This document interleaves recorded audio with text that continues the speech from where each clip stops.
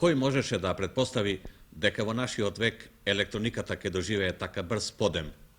Електронските чуда ги среќаваме насекаде. Нашиот краток мозаик ќе покаже дека електрониката нашироко се применува во стопанството, медицината, науката, животот воопшто.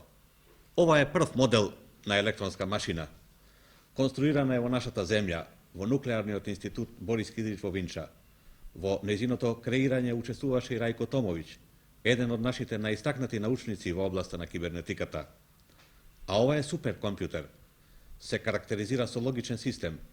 Во него е примената нова технологија на електронски кола. Компјутерот е посебно погоден за научна работа. Што може да направи компјутер? Оваа слика покажува електронска машина која е способна да програмира. Поставена е во лабораторија за физичка примена. За една минута може да изведе математички операции за кои на еден најдобар математичар би му биле потребни 4000 години, под услов да работи 24 часа на ден. Компјутерите излегоа од лабораториите. Нивната примена станува се повеќе практична. Оваа машина, речиси едновремено, може да изведе 26 специјални проверки на автомобили. Оваа слика ја покажува земјата од околу 40.000 км далечина. Сликите од овој вид им овозможуваат на метеоролозите да ги испитаат временските појави на големи подрачја, но таа работа не може да се изведе без компјутер. Компјутери во медицината. Веќе се тврди дека компјутерите за 3 пати го намалиле времето потребно за лекување на некои болни. Прилогот ни покажува мерење на крвоток во главата на една пациентка. Целта е да се процени оштетувањето на мозокот по едно заболување. Се разбира, и оваа интервенција денес се изведува со компјутер. Оваа компјутерска слика на стомакот треба да им помогне на лекарите во поставувањето на дијагнозата. Компјутерите во иднина ќе можат се повеќе да говорат. Ова е демонстрација на машина која е во состојба да производи определени гласови на човечки говор. На оваа шема се гледаат делови од устата на компјутерот за време на неговата говорна функција. Ниедна научно-техничка област не доживеа така брз подем како електрониката. Сега се применува и така наречената електронска миниатуризација. Микроелектрониката ќе овозможи во иднина компјутер да има во секој дом. Така домакинките со помош на машина ќе нарачуваат производи од супермаркетите. Компјутерите заедно со телевизијата се повеќе ќе бидат користени од студентите, особено за барање материјали од далечните библиотеки. Материјалите веднаш ќе им бидат доставени. Примената на интегрираните кола уште повеќе ќе ја зголеми моќта на компјутерите. Овде се прикажува дека интегрирано коло може да се контролира само со помош на електронски микроскоп. Овој мозаик на електронски чуда ќе го завршиме со наш пронедок. Прикажуваме домашна автоматска централа која ги користи можностите на електрониката. Понесени од моќта на електрониката, поведовме разговор со конструкторите за електрониката вчера, денес и утре. Наш соговорник е професорот Рајко Томовиќ од Белград, познат стручњак во областа на електрониката. Професорот го гледаме меѓу електронска рака, негов голем пронајдок. Ни говореше за компјутерите, но и за електронската рака, дело на нашиот научник. Уште во текот на 1961 година професорот Томовиќ дојде на идеја да создаде вештачка рака, што ќе има функции на природната. Низ електронската рака наместо крв тече електрична струја. Така се придонесува луѓето што изгубиле рака да добијат нова, електронска, што ќе ги задоволува главните функции на природната рака. Овие демонстрации покажуваат дека човекот со електронска рака може да зема предмети од најразличен вид. Тој со помош на електронска рака пали кибрид,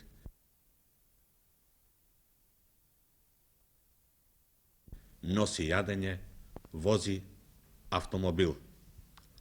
Остваривме електронска рака со многу едноставна конструкција, вели професорот Томовиќ. Ако раката е сложена, луѓето што ќе ја користат ќе се наоѓаат во напната психичка состојба. Автоматската рака наполно ја емитува природната. Тоа е големо постигање на нашата електроника. За електронската рака на професорот Томовиќ се интересира и светската медицина. Принципите на овој пронајдок ќе бидат користени во автоматските станици, што треба во иднина да ги испитуваат небеските тела од сончевото семејство. Впрочем, да го почнеме непосредниот разговор со професорот Томовиќ, да видиме што ветува електрониката, каде не води оваа техничка област. Електронските сметачки машини, компјутерите, се оние пронајдоци што му даваат печат на нашето научно-технолошко време. Овие пронајдоци, веројатно, се повеќе ќе се развиваат и ќе делуваат во стопанскиот и научниот развој на иднината. На оваа интересна тема разговараме со професорот доктор Рајко Томовиќ од Белградскиот универзитет. Нашиот соговорник е еден од пионерите за воведувањето на електрониката во нашата земја. Поради тоа, дозволете уште во почетоков да ве запрашаме кои научно-технолошки решенија беа пресудни за да се трансформира технолошкиот развој во областа на електрониката. Sama ideja računara, ja mislim da je dosta dugo prisutna bila u određenim oblastima matematike, odnosno primenjene numeričke analize. U numeričkoj analizi to je stara ideja bila. Međutim, tehnološki nije moglo da se realizuje zato što su bilo u pitanju pouzdan rad velikog broja elemenata.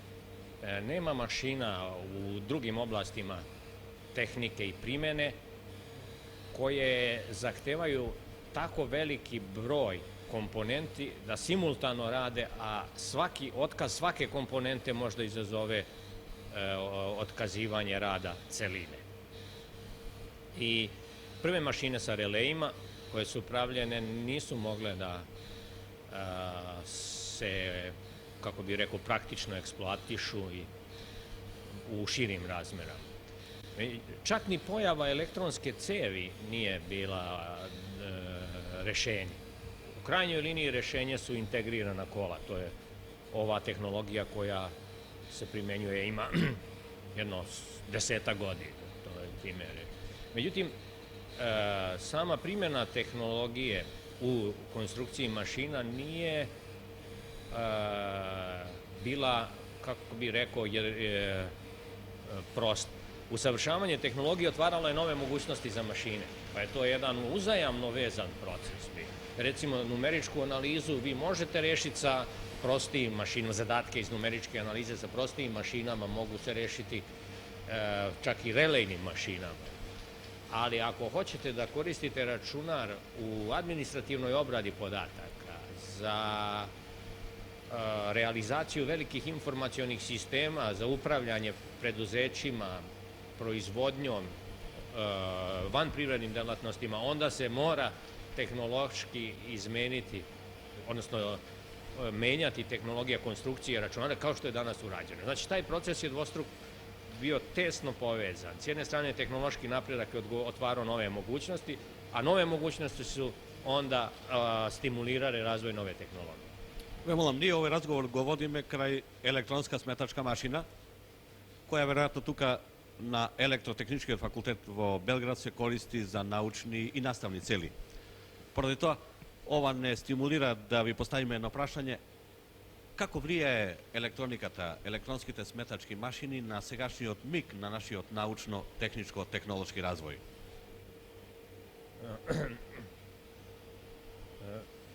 Ja mislim da smo mi tu još u početnoj fazi. Naime, dve oblasti primene su uvek inicijalne, s njima se počinje.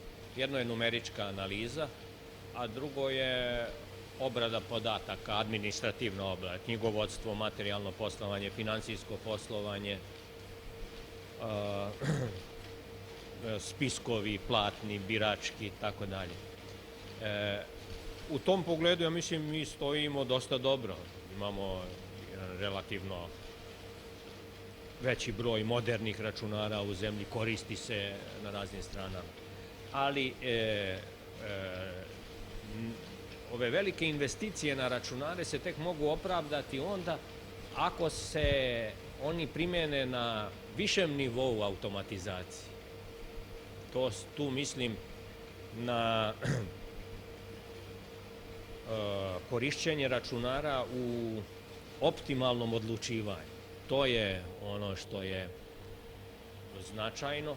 Oni mogu biti vrlo dobro pomoćno sredstvo u nizu delatnosti kod donošenja odluka, planiranja razvoja regiona, optimalno korišćenje resursa materijalnih, ljudskih, proizvodnih u preduzećima i granama, upravljanje gradovima, zdravstvo, saobraćaj, gradski, vazdušni i tako dalje. Tu je najveći efekat primene elektronskih mašina za automatizaciju obrade podataka.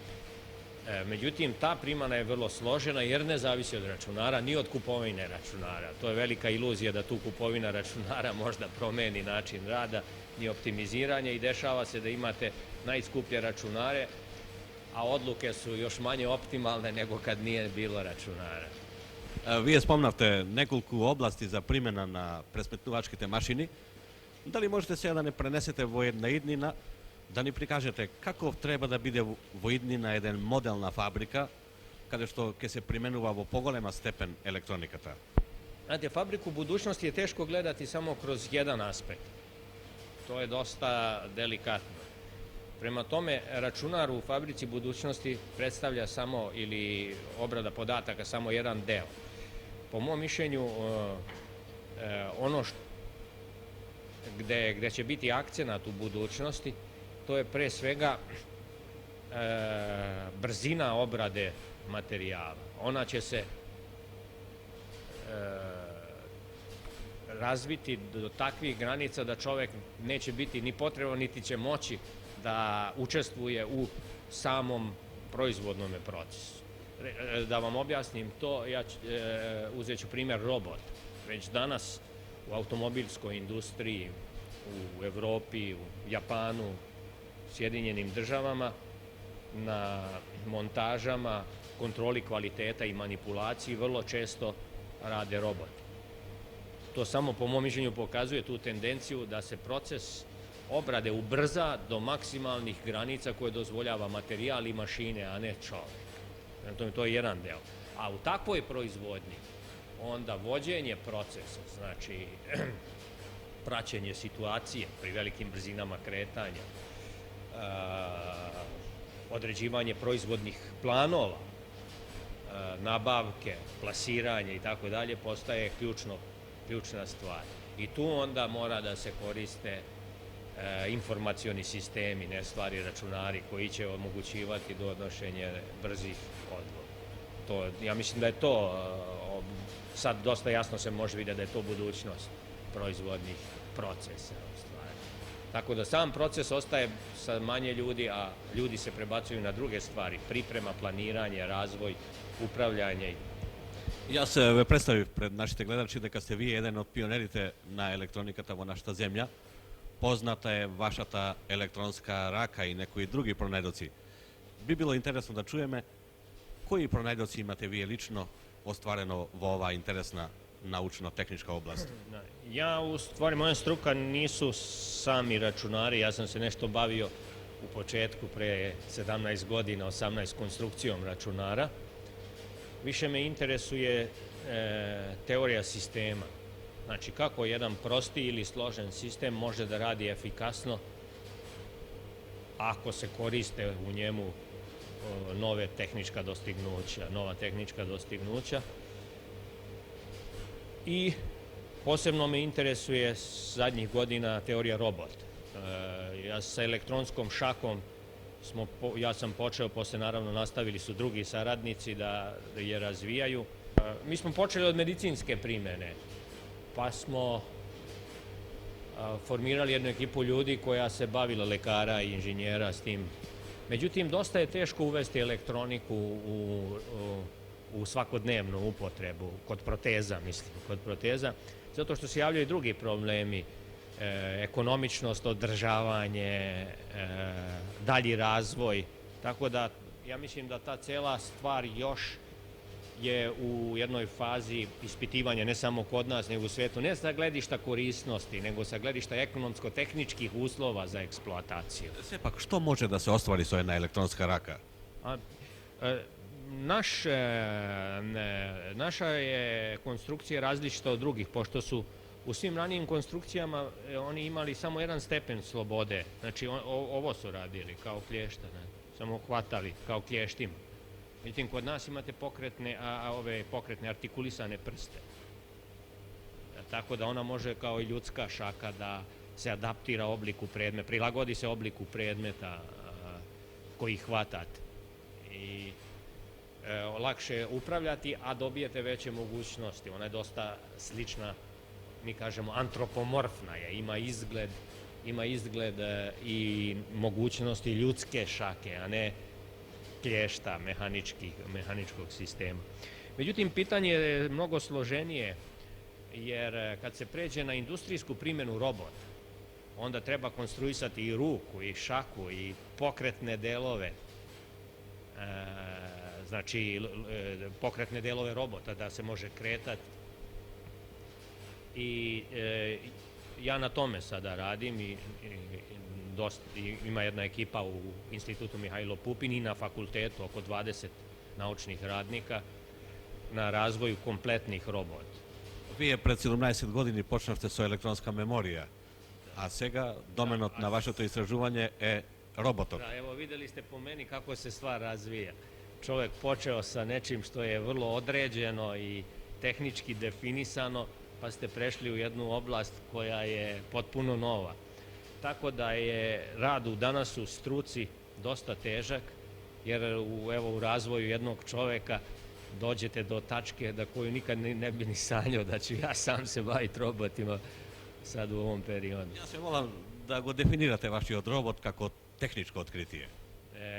U tom pogledu ima dosta tehničkih doprinosa, ne mojih, ne samo mojih, nego jugoslovenskih istraživača. Doprinos je prvo ovo što smo rekli u oblasti hvatanja robota. Mi imamo najsloženiju šaku koja postoji.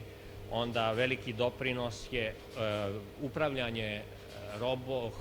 upravljanje rukom preko računara.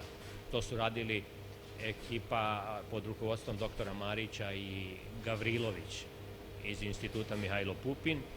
Oni su razvili vrlo efikasne programe i metode i programe da možete manipulaciju izvoditi čovek, računar, robot. I najzad vodeći stručnjaci u oblasti teorije kretanja isto su, po mom mišljenju, Jugoslaviji, to je dr. Vuk Obratović, koji je konstruisao robot za medicinsku primjenu koji se može koristiti industrijski. Ja se isto bavim teorijom kretanja i upravljanjem robotima za kretanje.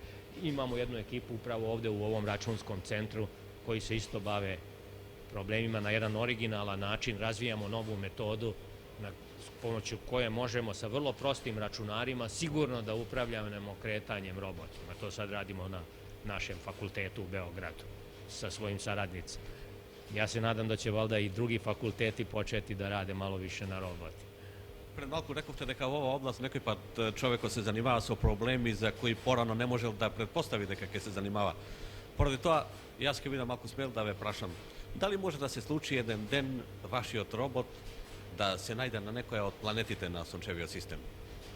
Pa to, mislim, to je jedno polje primjene. Inače, polja primjene su medicina, da po redu važnosti, mislim, najvažnija je industrijska primjena u metalnoj i metaloprerađivačkoj industriji. Што може во индустријата да остварува еден таков?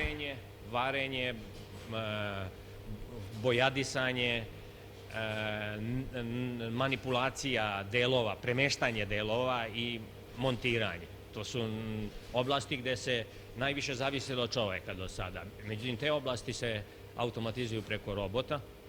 Zatim, podvodna istraživanja, vrlo velika za naftu, tu se roboti koriste i radi uopšte radova ispod vode i najzad što ste vi rekli kosmička istraživanja. Tako da su to, za Jugoslaviju ja mislim da to nije ključna stvar. Mi smo tu naučno nešto dali, pa kroz to možemo onda da koristimo dostignuća i one tehnike koje će nama biti korisne za našu industriju. Šta hoću da kažem? Da ako naša istraživački centri ili univerziteti se bave novim vrstama istraživanja i ako tu drže jedan određeni kvalitet, uvek se može takvo znanje iskoristiti za zemlju, jer dolazi do uzajamne razmene, a ne do jednostrane razmene. Nešto mi radimo za inostranstvo, onda možemo i mi dobijati i dajemo stimulaciju da se nove tehnike razviju i nove tehnologije kod nas. Tako da mislim da treba istraživati na univerzitetu u ovim novim oblastima. Pred malku spomnavte дека вашиот робот ке може да се применува и во медицината. Дали тука можете да наброите некои детали како што беше тоа случајот со индустријата? Pa u medicini je vrlo moguća primjena kod paraplegije, kod paraliza donjih ekstremiteta. Tu se radi na nekoliko načina. Jedan način je takozvana stimulacija mišića, funkcionalna stimulacija mišića, direktna stimulacija.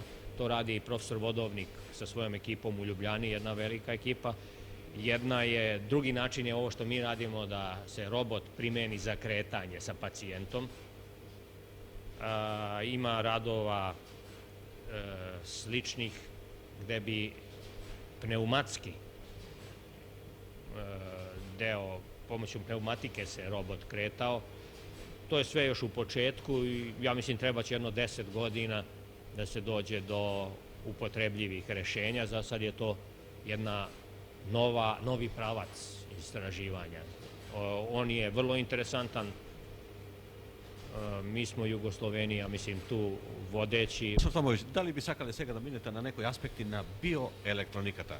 Што ветува таа? Ja mislim da je to oblast gde će doći do većega prodora, jer primjena, ako po tim podrazumevate primjenu uopšte tehnike u medicini, znači elektronike, merenja, automatizacije, pa i robota kao jednog dela, to je vanredno važna stvar. Jer mi ne možemo medicinsku zaštitu, pa i zdravstvenu zaštitu oslanjati samo na klasičnu organizaciju i klasične načine korišćenja tehnologije. Mi moramo koristiti najmodernija tehnička dostignuća za masovno za dizanje kvaliteta zdravstvene medicinske zaštite kod velikog broja pacijenata. To zahteva sasvim drugi način rada.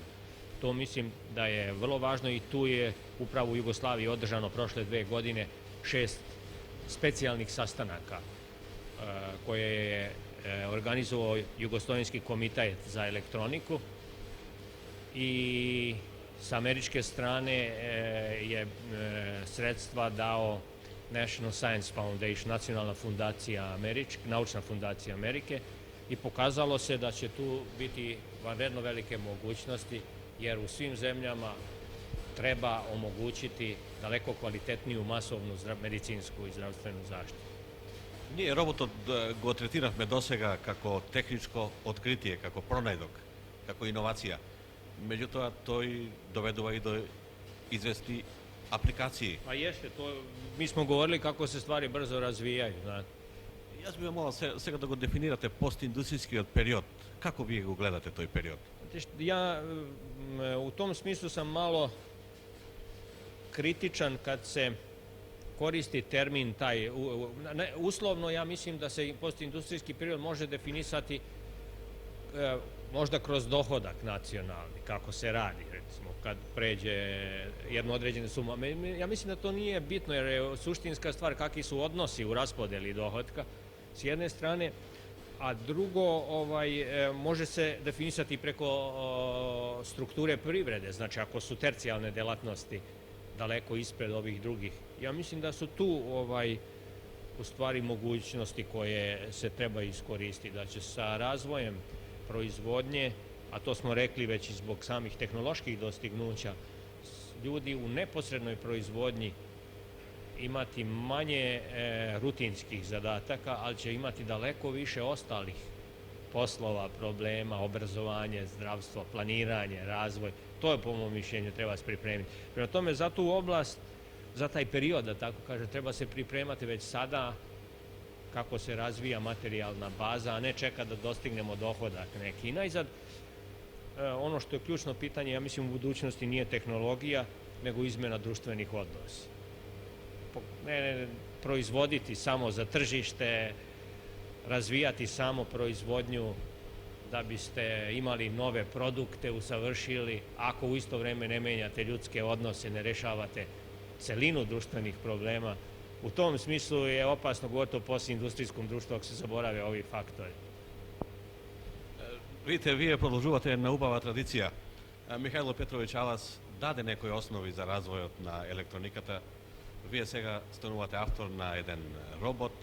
Според тоа, дозволите овој разговор да го завршиме со една ваша визија. Како го замислувате светот по 20 или 30 години, кога сепак на сцена ќе дојде уште до поголем израз научно-технолошката револуција? Ako sam vas dobro shvatio, mislite kako zamišljam svet posle 23 godina, jesam tako? Znate, ja sam vam rekao ovo već u ovom prethodnom odgovoru da ja svet ne gledam kroz tehnička dostignuća.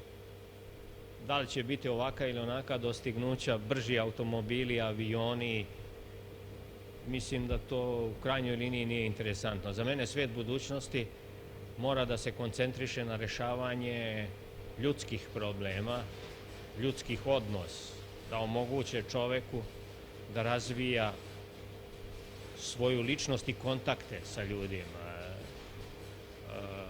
Do sada, ja mislim, u prošlosti je bilo vrlo mnogo stvari, odnosno vrlo mnogo napora na razvoj materijalne proizvodnje.